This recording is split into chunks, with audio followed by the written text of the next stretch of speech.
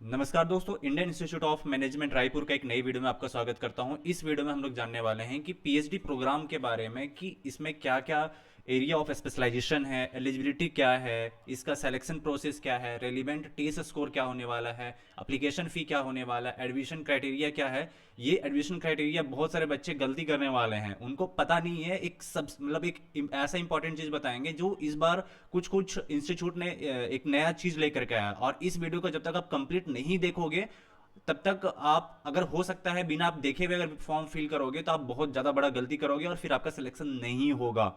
Next हम लोग बात करेंगे कि जो पर्सनल इंटरव्यू है उसका क्या स्कोर रहने वाला है, साथ में इसका जो प्रिपेयरिंग जो किया जाएगा मेरिट लिस्ट का, उसके भी बारे में हम लोग पूरा डिस्कस करने वाले हैं। आइए वीडियो स्टार्ट करते हैं। वीडियो स्टार्ट करने से पहले जो भी नए हैं चैनल पे जल्द से जल्द सब्सक्राइब कर लें। मैं वीडियो स्टार्ट होने से पहले बोल रहा हूँ कि इस वीडियो को पूरा कंप्लीट देखना, एक भी मिनट स्किप में नहीं करना। अदरवाइज अगर आप इसको चाह रहे हो कि हम ऑनलाइन फॉर्म फिल कर देंगे आपका हो जाएगा, नहीं। सबसे बड़ा गलती क्या करने वाला इस वीडियो में आपको मैं बताने वाला हूँ। आइए स्टार्ट करते हैं। सबसे पहले अगर आप वेबसाइट पे जाओगे जहाँ पे IIM जो raipur.ac.in पे जाना है, स्लैश एडमिशन क्राइटेरिया के ऊपर में जाना है, जहाँ पे आपको यहाँ पे एक तीन ऑप्शन देखेगा, admission criteria, important dates and apply online. तो सबसे पहले एडमिशन क्राइटेरिया पढ़ेंगे एकदम ध्यान से, क्या क्या चीज़ ये बोल रहे हैं इंस्टीट्यूशन से। अदरवाइज अगर आप नहीं ध्यान से देखोगे आपका एडमिशन कैंसिल हो जाएगा। बहुत सारे ऐसे मेन पॉइंट है जो आप ध्यान नहीं देने वाले। जैसे कि यहाँ पे एडमिशन अगर पॉलिसी अगर हम बात करें, जहाँ पे ये जो फोकस करने वाले हैं, जैसे कि यहाँ पे अगर आप देखोगे तो सोशल साइंस है, ह्यूमैनिटीज़ है, फिजिकल एंड मैथमेटिकल साइंस है, इंजीनियरिंग है एंड द अदर डिसिप्लिन है, जहाँ पे उसको ये फोकस करने वाले हैं। इसके अलावा अगर हम देखें जहाँ पे एरिया ऑफ स्पेशलाइजेशन क्या क्या होने वाला है, जैसे कि economics and public policy, finance and accounts, HRM and the organisation behaviour, humanities and liberal arts जहाँ पे इंक्लूडिंग बिजनेस कम्युनिकेशन है, फिर इंफॉर्मेशन सिस्टम्स हैं, मार्केटिंग है, ऑपरेशन एंड क्वांटिटेटिव टेक्निक है, स्ट्रेटेजी एंड एंटरप्रेन्योरशिप। ये इतने सारे एरिया ऑफ स्पेशलाइजेशन है जहाँ पे आप जो एप्लीकेशन है, पीएचडी का एप्लीकेशन, उस फॉर्म को आप यहाँ पे अप्लाई कर सकते हैं। इसके अलावा अगर कोई सब अदर टॉपिक है तो फिर नहीं होगा। अब सपोज दैट आप बोलोगे कि नहीं हम अदर टेक्निकल के हैं तो हम यहाँ अगर करेंगे, तो ऐसा नहीं होगा। मतलब जो टॉपिक है एरिया ऑफ स्पेशलाइजेशन उसी के आसपास का ही एक आपको यहाँ अप्लाई करना पड़ेगा। क्योंकि जब आप सिनॉप्सिस बनाइएगा तो ये सिनॉप्सिस आप जब बनाओगे तो इसको ध्यान दे करके ही आपको उसमें बनाना पड़ेगा। अगला थर्ड अगर पॉइंट हम बात करें, जहाँ पे एलिजिबिलिटी क्राइटेरिया आखिरकार क्या है इसका, यहाँ पे जो बोल रहे हैं कि जो क्वालिफिकेशन जो है वो यूनिवर्सिटी का इनकॉर्पोरेट जो एक्ट है सेंट्रल और स्टेट लेजिस्लेचर का इंडिया में, ये उसको ये फॉलो करने के लिए बात कर रहा है।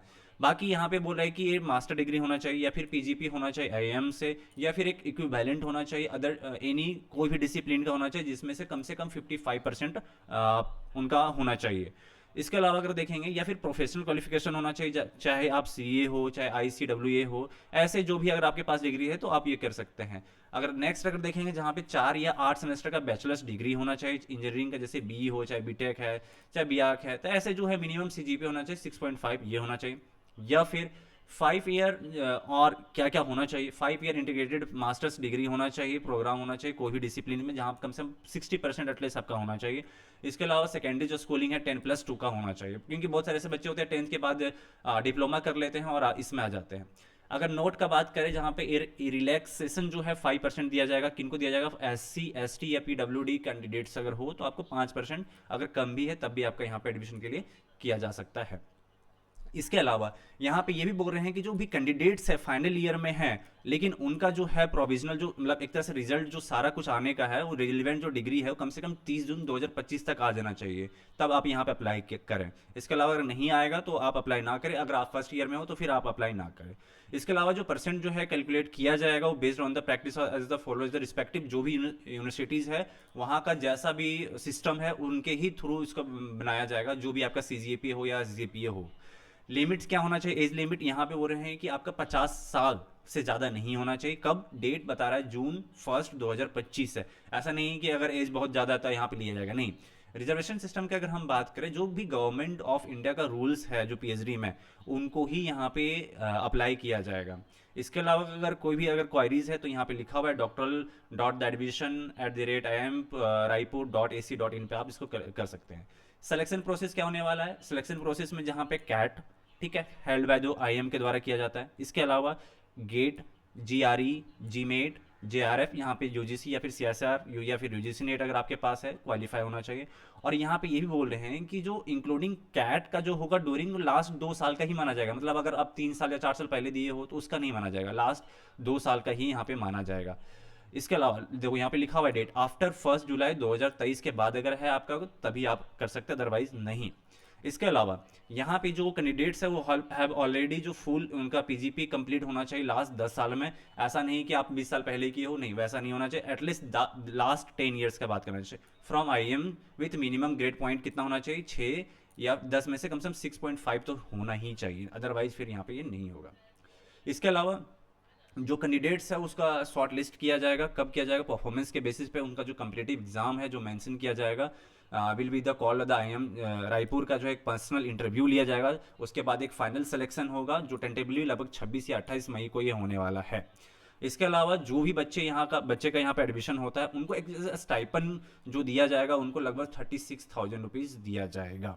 अगर आपके पास नीट हो चाहे तो ये फिर भी आपको यहाँ पे 36,000 दिया जाएगा। अगर आपके पास JRF है तो आपको JRF ही आपको मिलेगा, अदरवाइज फिर जो भी अलग है चाहे कैट वगैरह से अगर आप आ रहे हो तो आपको लगभग 36,000 दिया जाएगा।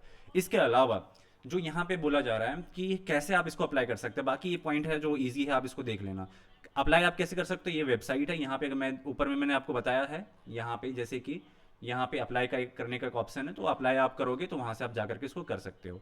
और जो लास्ट डेट है इसका अप्लाई करने का वो 10 मई 2025 है, तो उससे पहले आप यहाँ पे अप्लाई कर सकते हो। तो बहुत सारे का बच्चे का ये भी रहेगा सर अभी तक मेरा रिजल्ट नहीं आया, तो वेट कर लो रिजल्ट का, देन 10 मई से अगर पहले रिजल्ट आता है तो आप इसको अप्लाई कर सकते हो। रिलेवेंट टेस्ट स्कोर क्या क्या होने वाला है, कैट, जीमैट, GRE, गेट, फिर JRF, जो भी स्कोर है यूजीसी नेट, इस बेसिस पे the test score should be valid होना चाहिए और डेडलाइन होना चाहिए submission of the application form से पहले आपको इसको सबमिट कर देना। और जो टेस्ट स्कोर जो होने वाला है वो लास्ट दो साल का यहाँ पे देखा जाएगा। सपोर्टिंग डॉक्यूमेंट्स क्या क्या होने वाला है, आपको एक मार्कशीट जो है आपको अपलोड करना है जिसमें ग्रेड पॉइंट का मेंशन किया होगा।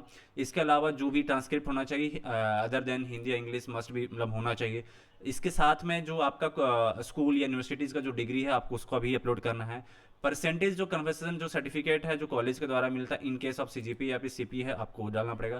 तो रेफरेंस आपको डालना पड़ेगा रिस्पेक्टिव जो भी एकेडमिक में है, जो हु टॉट द कैंडिडेट्स, मतलब जैसे कि आप सपोज दैट कि मास्टर्स आप कहीं से किए हैं तो वहाँ पे आपका जो फैकल्टी है जो आपको जानते हैं उनको उनसे एक रेफरेंस दिलवाना पड़ेगा, 2 कम से कम जो असिस्टेंट प्रोफेसर या एसोसिएट या जो भी प्रोफेसर उनके द्वारा ये करवाना पड़ेगा, तब ये होगा। इसके अलावा रिसर्च पेपर जो है पब्लिश कराना पड़ेगा, रिसर्च पेपर पब्लिश या फिर कॉन्फ्रेंस पेपर आपको लेना है या फिर रिसर्च प्रपोजल, फिर सेल्फ अटेस्ट आपको करना है कॉपी जहाँ पे आपका अगर आपके पास कुछ वर्क एक्सपीरियंस तो आप दे सकते हैं। अगर कास्ट सर्टिफिकेट अगर OBC SC ST अगर करते हो तो उसको आपको देना पड़ेगा। एप्लीकेशन फ़ी क्या होने वाला है, 1000 रुपीज़ होने वाला है। 500 किसका होने वाला है, NC OBC या फिर EWS SC ST DAP का होने वाला है जब आप ऑनलाइन करोगे तो। और ये सेपरेट फी हो जाएगा रिक्वायर्ड ऑफ द, अगर अलग अलग एरिया में आप करना चाहते हो तो उसके लिए अलग है। चलिए सबसे मोस्ट इंपॉर्टेंट जो चीज़ है जो सबसे ध्यान देने वाला है वो पॉइंट आ चुका है। After submission of online application form of the fee candidates are required to download the field in the application form and payment receipt and send the field in the application form payment receipt along with the self attested copy of all the documents through the speed post to the admission fees। आप समझ रहे होंगे क्या यहाँ बताना चाह रहे हैं। इनका कहना बस एक ये चीज़ है कि जो भी आप एप्लीकेशन फॉर्म ऑनलाइन फिल करोगे, जो भी डॉक्यूमेंट्स है यहाँ पे जितना बताया गया है आपको सारा एक इकट्ठे करने होंगे और साथ में आपको पोस्ट ऑफिस में आपको सारा जो डॉक्यूमेंट्स है आपको पोस्ट करना पड़ेगा। उसका एड्रेस क्या है, ये है Indian institute of management Raipur, Atal Nagar PO Kururo and Raipur, ये जो है कोड और साथ में छत्तीसगढ़ यहाँ देना है। कब, 10 मई 2025 से पहले। बहुत सारे ऐसे बच्चे हैं जो एप्लीकेशन फॉर्म फिल तो कर देते हैं लेकिन वो पूरा ब्राउचर पढ़ते ही नहीं है, उनको ये नहीं पता है कि उनको जो भी एप्लीकेशन फॉर्म आप सबमिट किए हो, जो भी डॉक्यूमेंट्स रिलेटेड है, आपको उसको पोस्ट ऑफिस के थ्रू भेजना भी है। ये चीज़ आप बड़ा गलती करने वाले हैं। तो अगर इस वीडियो को जो बच्चे देख रहे हैं उनको ये बहुत ज़्यादा फायदेमंद होने वाला है। जो बच्चे गलती करने वाले होंगे वो बच्चे गलती नहीं करेंगे, और जो बच्चे गलती कर दिए होंगे उनका तो फिर एडमिशन यहाँ नहीं होगा। इसके अलावा ये एडमिशन का ऑफिस है, यहाँ पे जाएंगा और जब द कंप्लीटेड एप्लीकेशन जो रिसीव्ड है और एडमिशन ऑफिस में वहाँ पे पहुँचेगा और वहाँ पे सबमिट होगा, वहाँ पे जो है स्क्रीनिंग किया जाएगा आपका एप्लीकेशन का, और देन आपका इवेलेट किया जाएगा एप्लीकेशन का, तो फिर आपका इनवाइट किया जाएगा इंटरपर्सनल इंटरव्यू के लिए। तब आपको इंटरव्यू सॉरी उसके लिए आपको बुलाया जाएगा। बिना जांचे पड़ताल किए हुए ये नहीं, ऐसा नहीं करेंगे। नेक्स्ट अगर हम देखें एडमिशन क्राइटेरिया क्या होने वाला है, मैंने आपको पहले ही बता दिया, कैट वगैरह ये जितने भी ये लगने वाले हैं। चलिए कैसे ये डिसाइड करने वाले हैं, मिनिमम परसेंटाइल कितने होना ही चाहिए ये बता रहे हैं। अगर आप कैट में हैं तो कम से कम मिनिमम जो है 80 परसेंटाइल होना चाहिए जनरल में। अगर एनसी ओबीसी में है तो 75, अगर एससी एसटी या डीएपी है तो उसमें से 65। तो ये सारा अलग अलग है, जो कम से कम एक मिनिमम एलिजिबिलिटी क्राइटेरिया आप कह सकते हैं, जहाँ मिनिमम एक परसेंटाइल कह सकते हैं। अगर अगर आपका यूजीसी है तो वहाँ पे अगर क्वालिफाई आपको कंपलसरी है, या फिर यूजीसी नेट भी है तो वहाँ पे वहाँ पे मार्क्स नहीं होता, अगर क्वालिफाई किए हो तभी आप यहाँ पे अप्लाई कर सकते हो। इसके अलावा जो भी पीआई होगा, पीआई होने के बाद एक अलग से इसका कट ऑफ निकलता है। देन आपका देखो यहाँ पे है पर्सनल इंटरव्यू। पर्सनल इंटरव्यू में क्या बोला गया कि all short listed candidates must appear for a personal interview. जितने भी बच्चे यहाँ पे शॉर्ट लिस्टेड होंगे उनका इंटरव्यू होगा, कहाँ पे होने वाला है, IIM रायपुर कैंपस में ही होने वाला है।